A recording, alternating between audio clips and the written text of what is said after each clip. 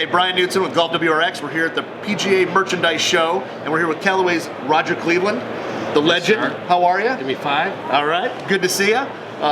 It's kind of been an amazing time here. I mean, 2020, you've been with Callaway now longer than you were actually with Cleveland Golf, yeah, which you much started. Did you ever think something like that was possible when you started down this journey of creating golf clubs? No, absolutely not. When I left Cleveland, I didn't want to leave Cleveland. When you start something, your blood's there. I mean, you had to make payrolls when you didn't have money and stuff like that. So it wasn't my intention to ever leave. But when I did, I didn't know if the Callaway guys would like me or I'd like Callaway. And I knew I'd like the R&D, and Dick Helmstetter and Ely were amazing people. And so it I guess has worked out okay. But we've had some tumultuous, some tough years with CEOs, and we've gone through some interesting times, and now we're riding the up wave with Chip Brewer. He's come in 6-7 years ago, and things have been really good. Yeah. Now wedges have. Solid. Now wedges have. Some people will say they haven't evolved. Some people will say they have. Wedges over the years, you've worked with a lot of tour players. What kind of trends and things like that have you seen over all these years of you building these clubs that have kind of influenced you to now? There's been a lot of changes. I think there were days when Callaway had 0-degree bounce wedges, and then we went back to high bounce, and there seems to be a lot of trends. What really has kind of influenced you to get you to where we are today? Well, everybody lies about they don't tell the truth about bounce. Okay. So bounce has always been there. Throughout or you're just going to use the leading edge, and the leading edge is not very friendly. It's just going to be terrible. I would say the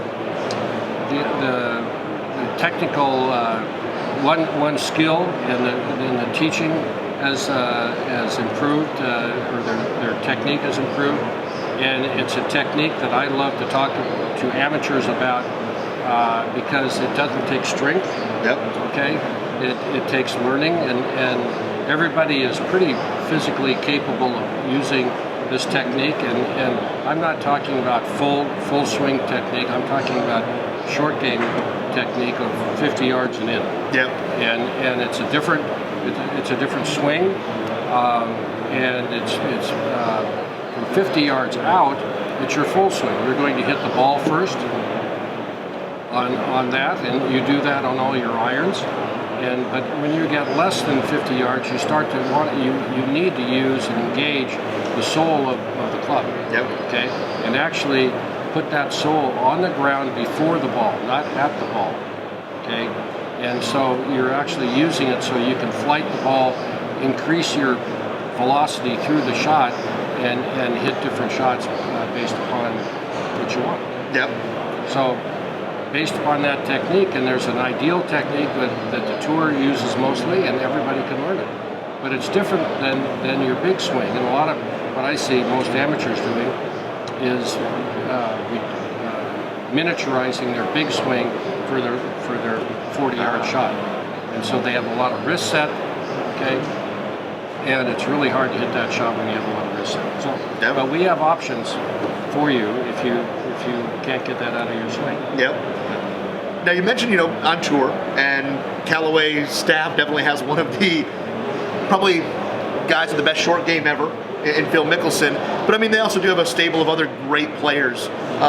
From tour, what have you seen that in terms of bounces and grinds and different things with the wedges that you've seen on tour that have kind of trended towards again now? Something new out is the low bounce W grind. I myself love the standard W grind, but now we have a low bounce W. What are those things that you see on tour that you just all of a sudden say, wow, that'd be a great idea for the retail line? What kind of things have you seen from tour that you can take and bring to us amateur players?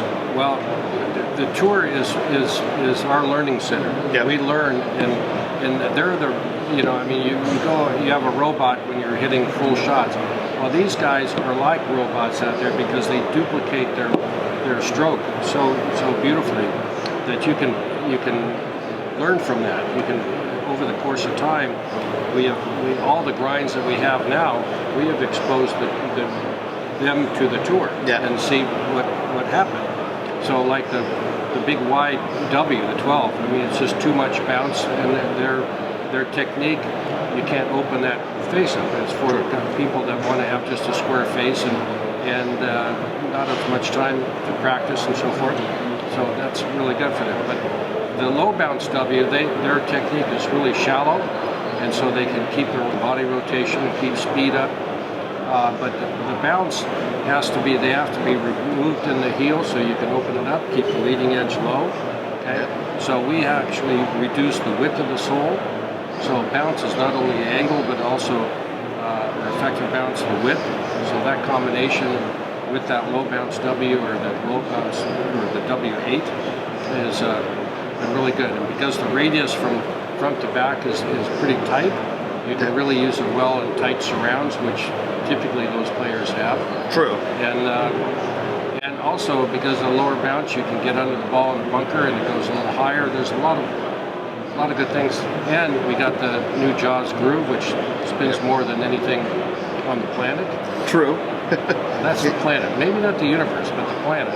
Yeah, it's true. Stephen Hawking can let us know if there's anything else out there. But speaking of those grinds, like you said, the low bounce W. There's now the T grind as well. But what was kind of the most fun grind for you to come up with? Because I know you probably work with a lot of these players on tour, and they give input on what they find works or doesn't work, or they want a slight tweak. Is there one of the grinds that was just more fun to create than any of the others? Yeah. Creating the PM grind, Phil's wedge, was really fun because he we made a wedge, a Callaway wedge for him with the sole geometry exactly what he wanted and so forth. And then all of a sudden, about halfway through the year, I see in the Darrell survey a ping wedge. Yep, I remember that. And I'm going, well, my job. I started looking for updating my resume and things like that. So I called Phil, and so that was really fun. He wanted a higher toe, and he had used the ping wedge, which is a great wedge, in college, but he wanted that, and so we did that. We incorporated that, and Chip Brewer said, "Well, this is really good." I said, "Let's commercialize it," so we did. And so far, it's done pretty well. That's not out of the line. We have the new Jaws line, but the PM is still there. Yeah, no, I mean it's on second generation. It's done really well. Now with the Mac Daddy 5 or the MD5 Jaws, as it has many names, there's still a lot of stuff that it looks like comes from previous wedges. Is this something where it's an accumulation of the years you've had at Callaway over many wedge lines that this is kind of turned into, or was this kind of like a clean slate sitting at at your local pub, drawn on a napkin and saying this is what I want to create? I did create an iron doing that at a pub in Korea. Actually. Really? Yeah. It was the Legacy iron. And really pretty good design. However, no, this is an accumulation of listening to tour players, getting feedback, trying things, failing, and once in a while succeeding. But the Jaws wedges and all the different grinds that have come really from trying to satisfy the needs and wants of the tour player. Yeah.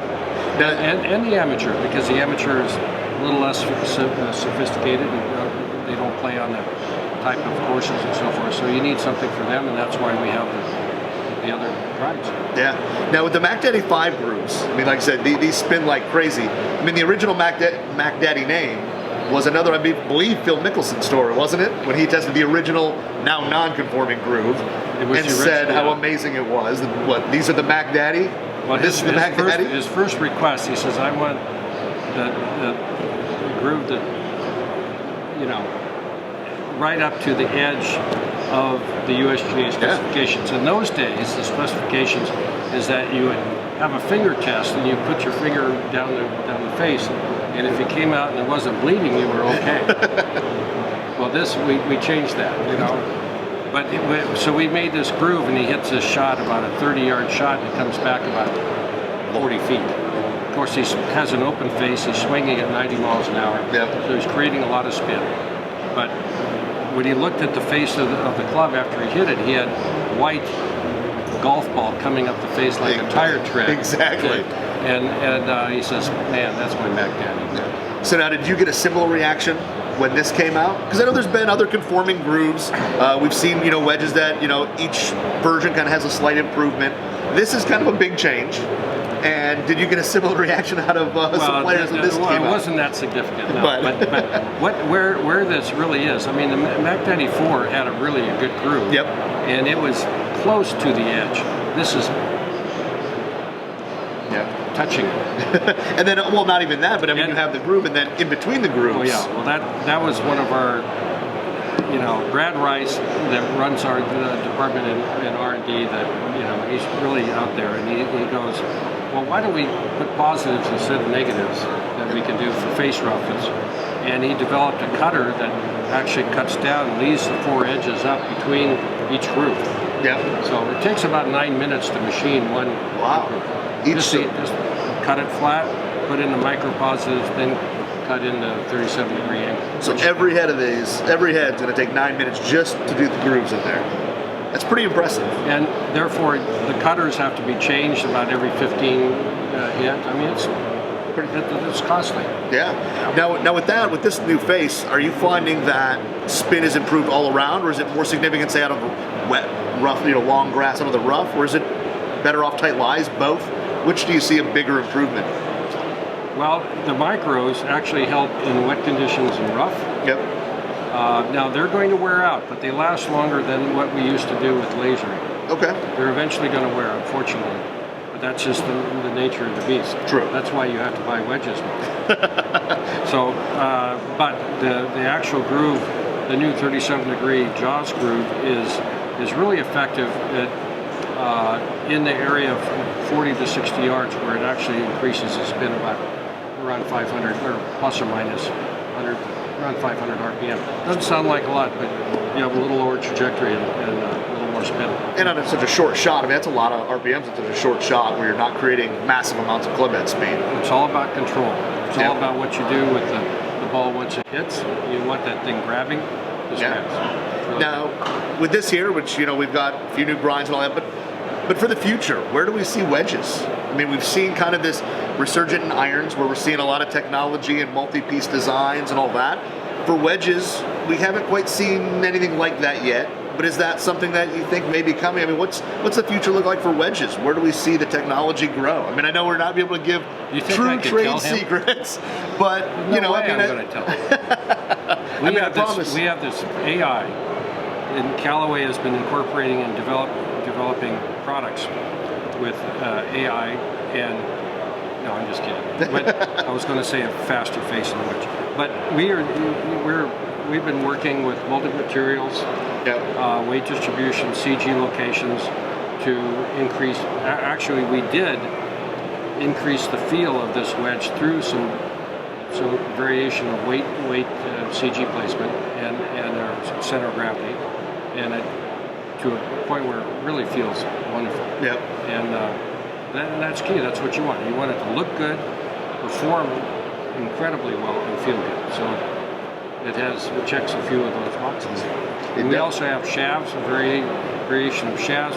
We have a standard 115 steel, but if you have a graphite shaft, we have an Elevate 80 true temper shaft that's inline and with no upcharge, which is really important. And if you're not so strong, like me, and myself. No, that's really important to carry that through your wedges, because you can, in certain shots, like in bunkers, you can carry your speed through there, where you don't need tremendous speed, but you need enough speed to get the ball out, and this enables you to do that. And in ladies, we have a special graphite shaft, a 60 grammer that with a head that with a wide, it's like a mini shear out. Yeah. Ladies love it, and it's a high quality wedge, and they deserve that. Yeah.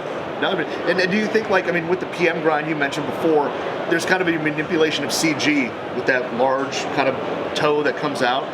Are you still manipulating CG with wedges like this every year? I mean, when you come out from MD4 to MD5, are you still kind of playing with that to find that kind of perfect spot in a sense? Well, we're always working on that. Yeah. I mean, we're coming out soon with a grind that we call the T grind, which is a tour grind, which this guy is. Yep. And we've added some thickness to the top of the wedge, just like in the PM we added square footage up there. Yeah, exactly. That is footage. It is. So what that does is enable the ball to create a little more spin when you move the CG up. But what happens is that you effectively decrease loft because the CG is higher, and so you have to change the sole, or you'll dig with the same sole. So you have to modify that a little bit. So interesting. It's really ideally for guys who want to hit, flight the ball on your, 80-yard shot, 70-yard shot. They love that. Yeah. But it's not too much bounce. It's kind of a happy medium where we have relief from the heel, so you can still open it, keep the leading edge low, and nice wedge. Yeah, no, I mean, this thing was great. It's interesting that I didn't know that there actually was a change in the top part of the wedge with the new T grind. You I figured it was only the sole there, but that's very interesting. You can't see it from the dress. We hide it. Yep. We're good at that. You definitely. But now that you mention it, looking at it, you can definitely tell there's a little bit of, there's a little bit of thickness there that isn't on the standard Jaws wedge. And so. We still have holes in our head, which we do at the Callaway. Which is a nice little feature. It's not only an identifier, but it dynamically helps us move weight. Yeah. So you've worked with a lot of players. Again, we've mentioned a few of them. I think you've also said before that Sevy was probably one of the best wedge players, along with Phil and some other players. In the current line of MD5, if you were to go back and hand him a wedge, what do you think he would be the most successful with to hit the shots that only he could come up with and hit? Well, there would be one other besides Sevy, and that would be Lee Trevino.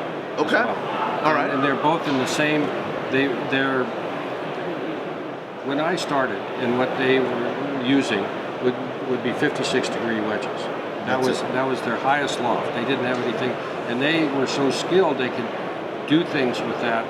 Like, and I think today, if Sevy was still alive, he'd still be using just the 56. I know Lee does. Lee just uses it. So it would be the S grind. Okay. With just a modified little touch on the back trailing edge of the heel, but just the S grind, just plain and simple. Which means it has a constant, and that 56 had 13 to 14 degrees of bounce, even 15 sometimes. And because I made a lot of wedges for those guys, or especially Lee. And what that is a constant bounce all the way across the heel and the toe. Gotcha. I love that. Interesting. And it's using that bounce, and people have to understand that you need to put that on the ground when you're hitting those 40, 30-yard shots on the ground, let it slide through the ball. That's what they were so beautiful. Well, Roger, I want to thank you for the time. Well, it's a pleasure. Always a pleasure to have you on. I love WRX, and I love you guys. So, and this Johnny guy, wherever he is, he's pretty good. We'll find him somewhere out on the show floor. But no, thank you again for the time. And everybody, that was Roger Cleveland with Callaway Golf. And see you later. Jaws.